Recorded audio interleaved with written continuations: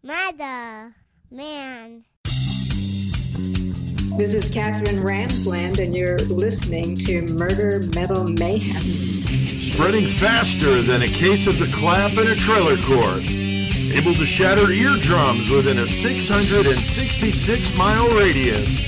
A podcast more brutal than all the rest. It's Murder, Metal, Mayhem!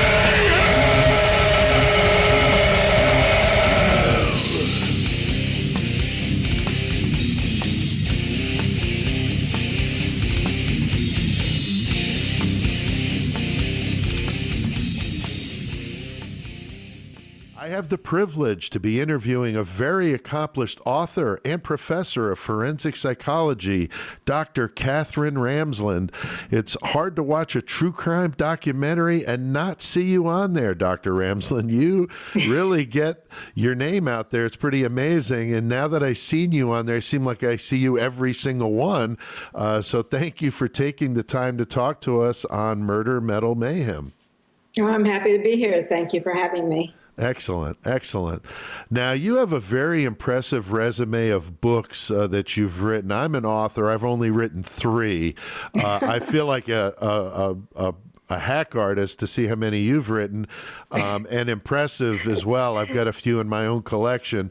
Can you tell us how long you've been writing and how prolific you've actually been? I've been writing since, I think, about 1988 was the very first book. And so that gives me 31 years, something like that. And then I have written, and I've actually lost count because one came out 2 days ago, and then I just handed another one in, and I'm working on another one. So I think I'm somewhere around 67-ish, and over 1,000 articles and reviews and 400 plus blogs over the past 7.5 years. So I do a lot of writing. I guess. Is there a certain time of the day you prefer to write, in the morning or night, or does it matter? It's kind of sporadic. I like to start right away in the morning for whatever, because I'm also a professor and an assistant provost at my university. So I don't get much time in the morning, but I do like to start that way. And then I'll do it whenever I have a moment. And then a lot of times I will work in the evening until about 9:30. Okay. I always like to hear what other writers do as habit, because to me it's the habit, it's the the schedule of it that seems to keep me on task. I can't just kind of randomly do it. No, I agree. I think, and I've actually written about that in terms of how to set yourself up for the best creative kinds of sparks of aha moments and how to keep yourself very prolific is really to have that routine and to fight for it, saying no to a lot of other things and staying with your routine. It sends a message to your body. There's something called body memories, and your body gets to expecting is that certain routine. And when you don't sit down with your coffee in the morning, you feel like, something's wrong here. So it's about training your body to want to get to the keyboard and write and do, or if you write by hand or whatever, it's training your body to know what to expect and to push you toward it eventually. Yeah, that definitely makes sense to me. Now, what got you interested in forensic psychology? Because that's a very, unique, I would think, field. Maybe more so for a female. I'm not sure, but what got you interested in that? Well, it was actually very whimsical. Doesn't sound very whimsical to me. It was. It really was. I was teaching philosophy at Rutgers University. That was my first career. I had been a therapist and did not like clinical work at all. And I decided to just find another interesting degree, graduate degree. And I was in New Jersey at the time, and there was one at John Jay College of Criminal Justice, a master's in forensic psychology. At the time, I was doing a bit of writing for the Court TV website, what was called Crime Library. And I thought, that might be a good degree to have to enhance my writing. And I had no expectation it would change my life, my career, and really everything. Wow. It just pushed me in a whole new direction that I never expected. I did not expect to be a full-time professor of forensic psychology at all. And now I'm a consultant for death investigators. I do police trainings and attorney trainings. It was never even on my radar. It was honestly a whim. Oh, look, I could go to school at John Jay. Sure. I have the money. I have the opportunity. I think I'll do this. And wow, it really opened things up. And I will say, by the way, I'm also doing that right now with an MFA, a Master of Fine Arts degree. Oh, wow. This opportunity opened up last January for me to get that, and I jumped on it. And we did our residency in Ireland, and we're doing another in Scotland. And for me, as a writer, regardless of any of the forensics, as a writer, it's an opportunity to continue not only to keep myself open to new ideas and whatnot, but I'm learning from two incredible mentors to make my writing better and even different in a more poetic sense. And I'm so happy that I jumped into that one. And again, I just, there it was. Why shouldn't I do it? That's amazing. That's amazing. Now, stay away from those Sawney Bean caves over there in Scotland. Now, please. Because we need another 60. You better stay away from me. Yeah, we need another 67 books from you. So please. Now, it's amazing how popular true crime has gotten right now. I had this conversation just recently with John Borowski because he's obviously in this field as well. And we've seen it with our podcast, just kind of blew up very quickly. What do you attribute that to? Is it social media? Is it a kind of a thirst for the violent? Or what is it about true crime that seems to really have taken hold as of recent? Yeah, it is interesting because I started writing when true crime was considered the ghetto of writing. It was just, the bottom of the barrel. You're never going to make any money if you do that. That was, all the word I got from publishers. But we sort of really got set up by something like the O.J. Simpson trial when that was aired on Court TV for all day long, and it became a social event. Everybody was watching it. There were characters. Those characters had breakout profiles, Right. And then everybody was wondering what's going to happen. So, in my opinion, a lot of the true crime networks, which devote themselves entirely to true crime, have set up shows so that they're like little murder mysteries. And I think it isn't the violence that people, now, of course, there is a whole segment of people who love violence, but they're a minority of this audience. The audience is really all about solving mysteries, the mental challenge of that, trying to understand why people would do what they do. The serial killers are popular, but that's not the most popular. The most popular are more the domestic crimes, the things that are your ordinary neighbors. And people are so very curious about the kinds of things that can happen right next door. And I think that's really part of it is we're opening up whole segments of who we are as human beings that typically would have, been in the newspaper for a couple of days, but these cases get played out over and over. I just did something for a production company on the Lizzie Borden case. That's from 1892. Right. But people love the whole mystery and mystique and who done it. I think that's really more what's powering all this than any kind of thirst for gore. But also you have the scripted TV shows on top of the true crime. You have the scripted TV shows like Criminal Minds and all the CSI franchises, Law and Order, keeps going with the Special Victims Unit. You have all of those, and that also kind of sets people up to have certain expectations. So by the end of a show, whatever it is, whether true crime or scripted fiction, there's a sense of resolution of the world is back in its rightful place. Everything is okay. We identify the bad guy or girl, and it's all taken care of. And I think there's that sense of resolution in most true crime stories that people like. I mean, you really don't see networks taking on too many of the totally unsolved crimes. True. Unless it's something like the Zodiac or Jack the Ripper Or Black or Dahlia. Lizzie Borden even. You don't typically see a show devoted simply to here's a case, but we don't know what's going to happen with it. Right. It's always Not about satisfying. It's always about the satisfaction of it. So True. I think true crime has really been able to meet that narrative in a way that only fiction could do before. So that to me is a lot of what drives it. Very, very interesting. Now, I really enjoyed your book, BTK, Confession of a Serial Killer. His case was very fascinating to me, especially how he eluded the police for so long. But, of course, his hubris got the best of him years later. And how your involvement began with him was with correspondence. Is that correct? Well, actually, that, too, was a very strange... Most of my life has been very weird in terms of you're not going to use the word whimsical to describe BTK. Well, not whimsical, but it was certainly serendipitous in terms of how it occurred. It wasn't something I sought out. What happened was when he was captured in 2005, a woman stepped forward, and she doesn't like to be named, so I'm not going to name her. We had a nickname for her. I think we called her True Grit or something like that, or Dawnette. And then I was Twilight, because he loves everything's coded.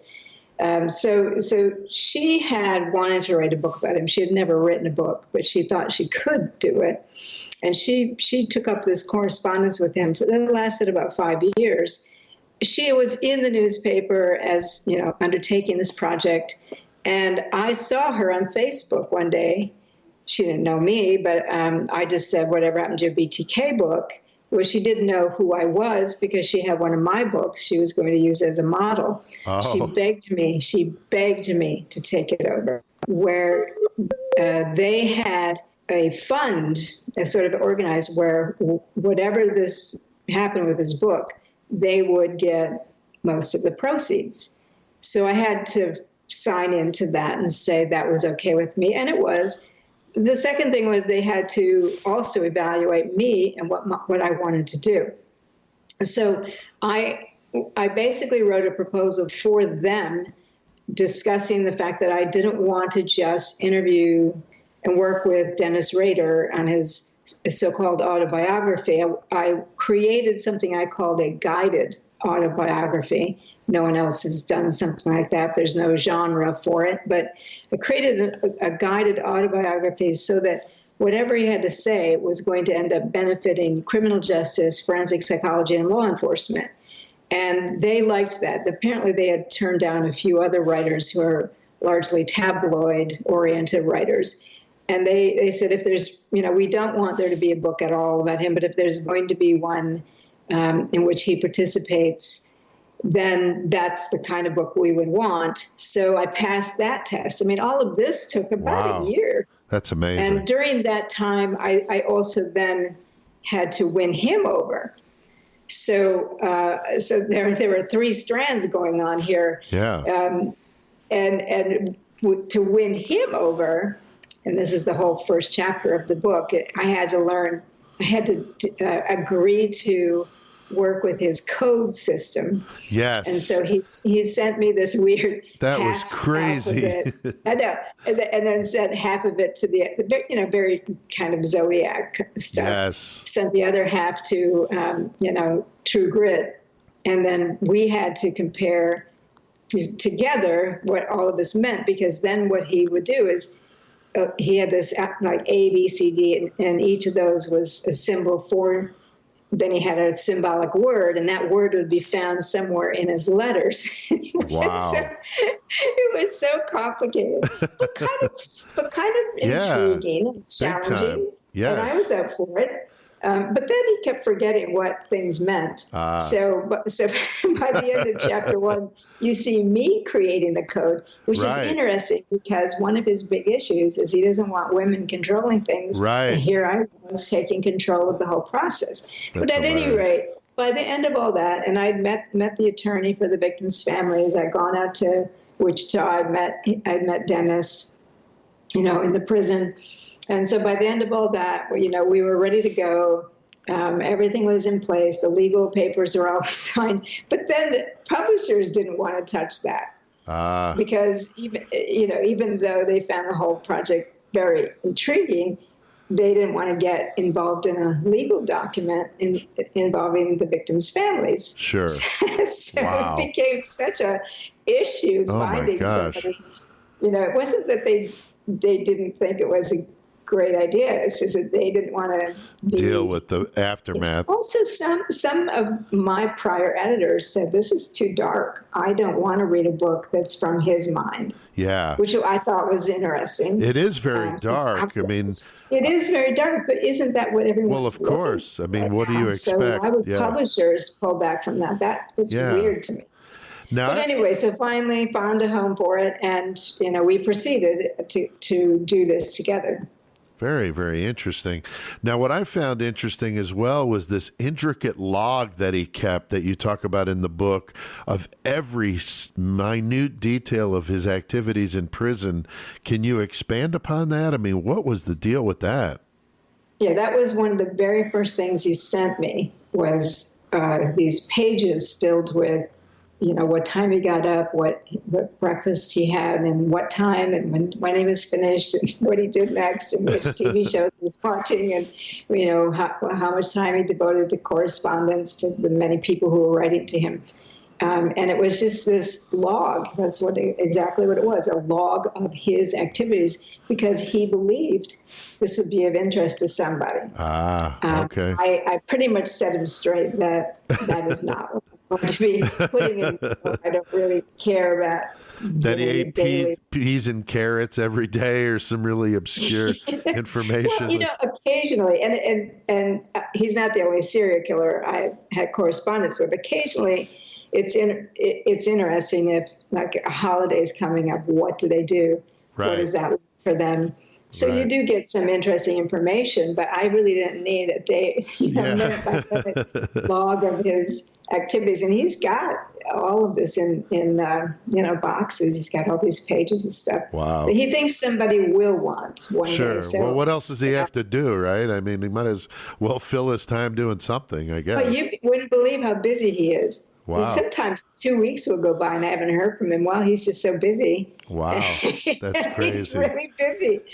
So he watches, certain programs. He has correspondence, which, although he's telling me now he's going to kind of close down on that. By the end of the year, he's feeling, at this point, he's feeling a bit tired. He's approaching 75. Oh, wow. So you still talk to him then? Oh, yeah, sure. Oh, wow. Yeah, it's been 9 years now, actually. Oh, wow. Now, what I found interesting also, you talk about how BTK doesn't fit into that stereotypical notion of what some might think of as serial killer. And I know the McDonald triad has been, denounced for the most part in modern times. But what do you find about his background that made him into the monster that we know? Because he doesn't have the abusive childhood or I don't think he had any of the head injury stuff. I mean, what is it about him? Well, he did have, yes, he actually had head injuries. Oh, he did? Okay. Which I documented, yeah.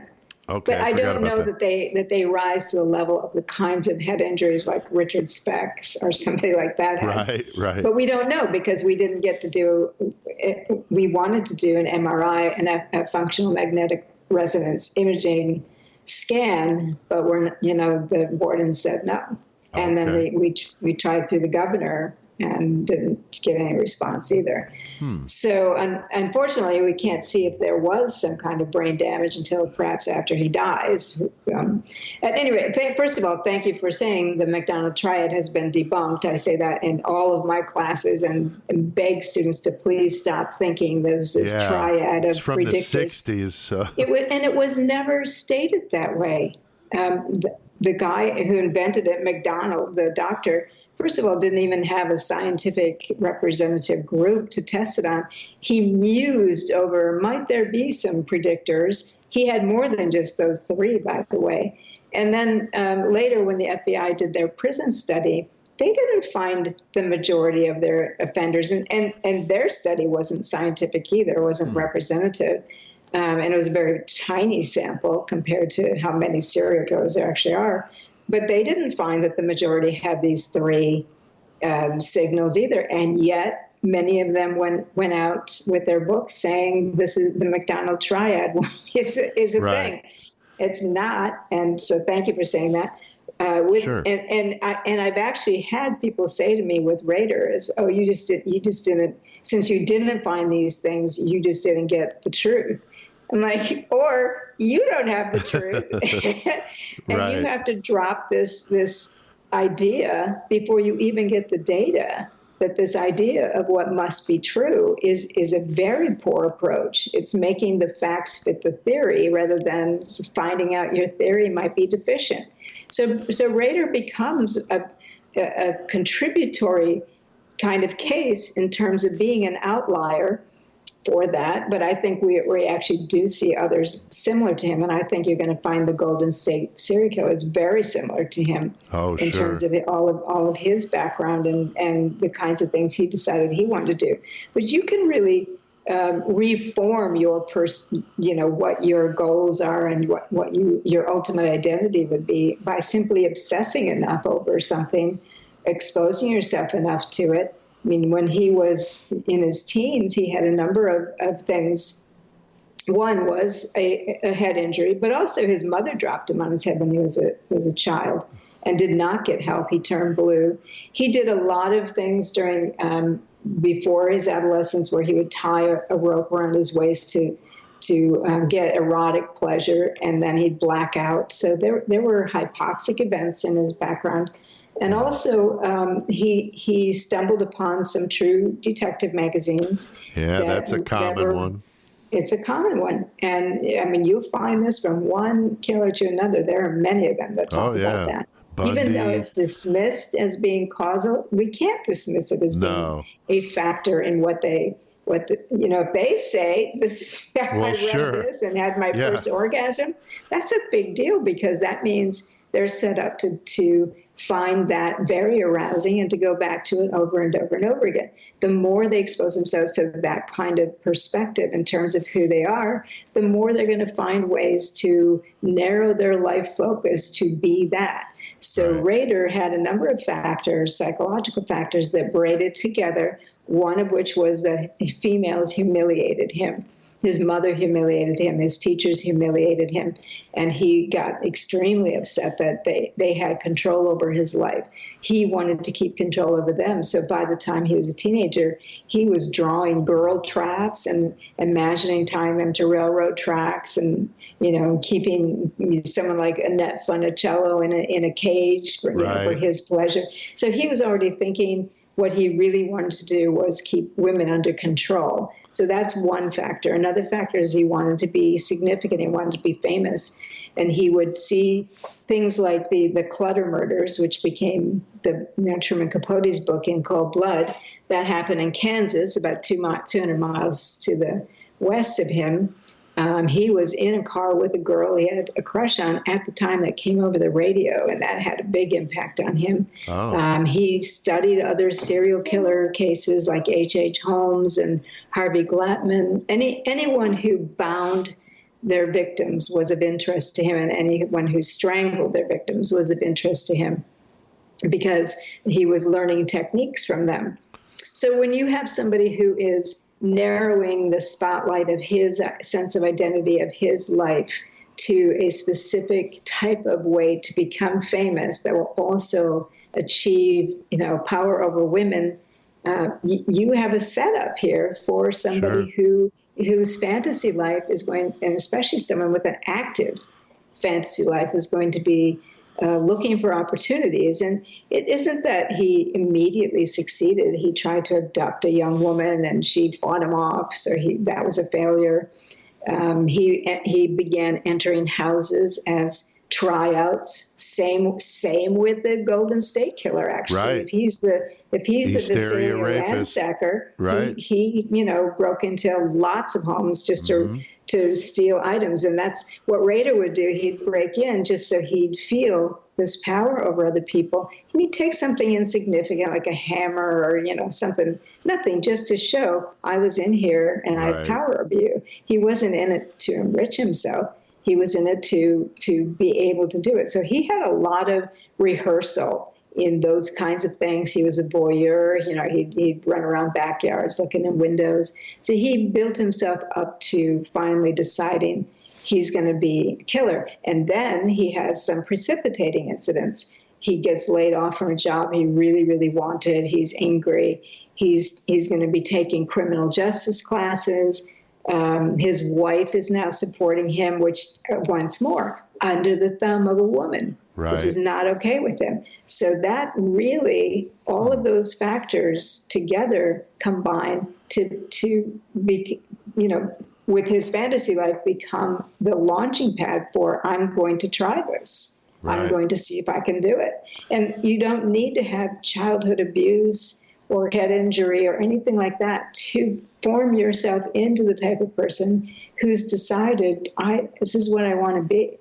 And It's rare. He is an outlier, but he's not the only one that we can look at and say this kind of developmental process does have traction in terms of making someone into a serial killer.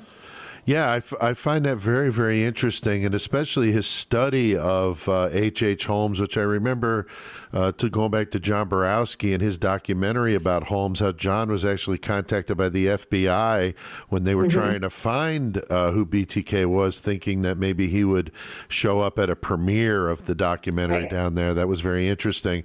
Now, do you think he was also inspired by Zodiac and Jack the Ripper, who also liked to taunt the police and media with their letters? Because that was, of course, a big thing with Dennis Rader as well. Well, we don't know that Jack the Ripper wrote a single letter. We have no proof whatsoever that Jack the Ripper wrote any letters. So I never say that he or she or they is the author of any of those letters. And I think what Rader was inspired by with the Ripper case is that he got away with it. This is someone who really pulled it off. If all the victims are actually related to Jack the Ripper, we don't even know that. So that's true. That's true. If you really look at this case, and I've been over to Whitechapel a few times, and I just reviewed a book that had 333 suspects for Jack the Ripper. I mean, wow. And given that, we don't even know if it's a single person, if the police are right that the canonical 5 was, but this isn't a Jack the Ripper program, so let me put that one aside. Zodiac is more interesting because Rader says he was overseas at the time the Zodiac case was happening. And I know there are people who think he is the Zodiac killer because he had access to planes since he was in the Air Force. Well, you don't just get on a plane and go to San Bernardino to California, kill, and then go back to your post. That doesn't work. Right. He will say that he wasn't really paying attention to Zodiac, but I think it's pretty clear he definitely read the books because he was a copycat in so many ways. Rader, for all that he did, was not original. He copied mostly true crime books or even fiction. He read serial killer fiction as well. He copied others. And so he doesn't say that he copied Zodiac, because I think his copycatting is pretty close, and he doesn't want to admit that he really didn't have those inspirations. But when his whole thing about being a fugitive was very Zodiac. Yes. The puzzles was very Zodiac. The mocking the police and whatnot. But on the other hand, his communications in 2004, when he started back up, were really distinct and not at all, aside from the one puzzle, the word puzzle, really weren't much like what the Zodiac had done. Right. So in a way, he's got his own thing. But on the other hand, he also copied the crime library story that we had posted about him. So again, copycatting, he's not an original. He doesn't think in original ways. Honestly, he'll say it. He was a C and D student. Sure. When you read his letters, you think he must have some kind of learning disorder because his grammar and spelling are atrocious. Not when he speaks to you, that doesn't come across like that at all. But when he writes it down, it's like he has some kind of a dyslexic disorder. Wow. So whatever that is, I'm not sure, but it really does set him apart in many ways from the other people who have written letters to try to keep this connection. And, Son of Sam was another one who did this. Right. He paid some attention, but he didn't care for Son of Sam because he was a shooter. Right. And Rader was really only interested in the Stranglers. So he'd really pay attention to the Hillside Stranglers, for example. Right. And he would go steal these true crime books. He never bought any. He had one of my books in his possession. Really? But I didn't get any royalties because he always stole what he was stealing. There you go. I could see where he would have liked Harvey Glattman, though, especially with the photography angle. More than anyone else, he loved Glattman. Even than with H.H. Holmes, he was really more intrigued by the murder castle, and so his fantasy life, reset that whole castle scenario in barns in Kansas. Yeah. But Glattman was really, if he had a role model, if I would name one, it would be Glattman, because Glattman bound them with rope, which was BTK's big thing. True crime type stories. And he read the True Detective magazine article when he was 14. He masturbated to it, had an orgasm. But the face of the terrified woman on the cover, looking at Glattman taking the photo as he's telling her he's going to kill her, is the face Rader wanted to see of a woman absolutely under his control. That imprinted for him as an adolescent. And every time he killed someone as the BTK killer, he was looking to have that expression. Wow. So that's interesting. Yeah, big time. Now, when you met him in prison, you said, what was that like? I mean, have you met other inmates before? Anything to compare him to in that regard? Well, I mean, other inmates I haven't met in a supermax kind of prison. I actually got lost in the prison. That was weird. It was weird because it was a Saturday and nobody else was there. I guess other people who were visiting were already inside, but nobody was there. And they were like, okay, just walk through these doors and then go across the courtyard and take the door. I'm like, okay, there are 5 doors here. Which one am I supposed to take? That could have been bad. Each place I was sent, there was nobody there. So I'd wander around until I could find someone. It was very weird. But with Rader, you don't get to actually be in the same room. He's in one booth, you're in another, and it's through a video chat. Oh, okay. So it's a different experience than the kind of thing you see on TV where you're, face to face. Touch through. Yeah, I could have been face to face if he had an attorney. Oh, and that attorney got me in. That's the only way I could have been face to face with him. But he didn't have an attorney. He didn't need an attorney. So the only attorney I was working with, I was working with the DA. She was actually a friend of mine before I ever took this project on. She wasn't too keen about me doing it. I'm sure. But now she's very supportive because she did see that I accomplished what I had set out to do. And the other attorney was the victim's family attorney. He actually drove me to prison, but they wouldn't let him in. So he just drove away and left me to. Oh, wow. I'll come back in an hour and see if you're still around. But it was a different kind of experience because he was so, he's a dangerous prisoner. Sure. He came in with shackles around his waist and he was shackled to the chair. But what was interesting for me was he didn't know I was coming.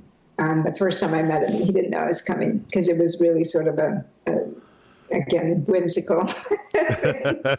And so he's sort of grumping at the guards. And I got to watch his impression management skills. He was, what do you think I am, Hannibal Lecter? And, he's all this grumpy. And then he sees from the screen that I'm there. He doesn't realize I can see all this going on.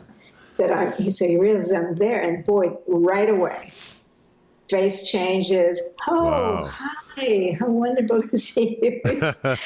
Hope you had a nice trip, etc. Just very cordial. And I will say one thing about Rader that has been different from things I've seen with other people who've interviewed. It's a small group of us who've interviewed serial killers for massive amounts of time. And often the others have been disrespectful, vulgar, right. demanding. They've called people in the middle of the night. They've cost them a lot of money. Rader always respected my boundaries. That's always, and always spoke with me in a respectful manner. There was never a time when he made me uncomfortable. And the only time that he broke out was when he thought I really needed to know something. And so he called me, I think it was on Tuesday or something. It was outside our typical call time. And boy, was he apologetic. I'm sorry, I just think that you want to know this. And, so I will say that about him. He was, interestingly, very respectful. And it was easy to talk with him face-to-face, but much better on the phone. We did find the prison was not the greatest place to do our work because the guards would hang around my door and his door listening. Right. And, that's not really the time to be using the codes and whatnot. So we ended up doing most of it by phone. And even though I know that they're recording and they can hear anything, we did cover it with a lot of code work. One of our approaches to the codes was to watch television programs and talk through them as metaphors. So he got me watching Bates Motel, which I thought was, I'm glad he did, because I was never going to watch that show. And I thought it was brilliantly done. I was very impressed with it. I got him watching The Walking Dead. We both were watching Breaking Bad. But probably the best show was this one about the Soviet spies that were planted in the United States during the Reagan years. Oh, yeah. The Americans. Yeah. I'm going to tell you, was that ever so fruitful for metaphor, especially as the kids start the daughter starts figuring things out. She sounded very much exactly like Rader's daughter when she started giving press conferences about her betrayal and all of that when she found out her father was a serial killer. It was very interesting because he would not see those parallels. He was completely, dismissive of that being at all similar, even though the words are almost exactly the same. Right. So that would tell me what he's blocking, what he doesn't want to know. But really, we had some amazing conversations using that show. That show and Bates Motel are probably the two best ones for us. Very interesting. Very interesting. Now, you mentioned about finishing a new book. The book that just came out, and then you've got a new one that's going to be out. What's coming up, I should say, from you? Well, the one I just finished, and by the way, I did write a couple of Jack the Ripper novels too. Oh, wow. While you were in your free time. Jack the Ripper. But hey, I got to go to Paris. I got to go to London, as part of writing. But the one I just published this week is an academic book that I co-wrote with a former FBI profiler, Mark Safrick. And that's on spree killers. Okay. In part, and one of the reasons we did this is Mark was instrumental in setting up the symposium in 2005 where the FBI did this international redefinition of serial killers and all that. At the time, they cut spree killers out of the nomenclature for multicide, thinking had no facility for law enforcement. Mark and I, over the years, had discussed that being, I thought, a mistake. Whenever I teach my class on extreme offenders, I always say they're wrong. Right. Spree killers belongs in there because they're not mass murderers and they're not serial killers. And then in Arizona in 2018, there was a case of Dwight Layman Jones who shot and killed a forensic psychiatrist. Then he killed two life coaches that were at the offices of a woman who had been, two paralegals who were at the offices of a woman who had been instrumental in Jones's divorce. and then a life coach at an office. Again, all of these were connected to Dwight Layman Jones. Wow. His ex-wife had married her bodyguard because she was so scared of the guy. She hired a bodyguard, and she ended up marrying him, and he was an ex-cop, and he figured it out. He called the Scottsdale police and told them, this is the guy you're looking for. This is where he lives. And when they surrounded him, he killed himself. But they were able to stop him from killing anyone else that was likely on his list, such as his ex-wife and her husband and his son. Wow. So that case, Mark and I immediately got on the phone that day. Said, here's the case. Here's the case. Let's see if we have any other spree killer cases that would make our argument that the FBI has to put this back in, because it does have practical value for law enforcement. We ended up collecting, and this became a book because we collected over 400 spree killers from 43 countries. And we categorized them. No one had ever done that before. They've categorized mass murders, they've categorized serial killers, but no one had done spree killers. So we categorized them so that we could see what percentage does have practical value for law enforcement to know about and be trained in. And that actually ended up being our largest category. So we made the case in this book, which is called Spree Killers, Practical Classifications for Law Enforcement and Criminology. We made the case that spree killers is a distinct category. It has a number of subcategories.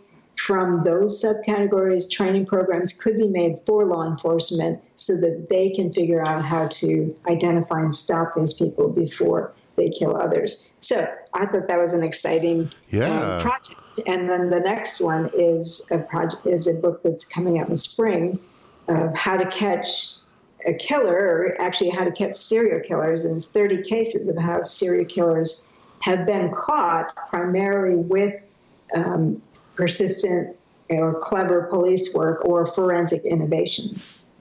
Wow. Very interesting. Very interesting. Well, you're definitely a busy lady.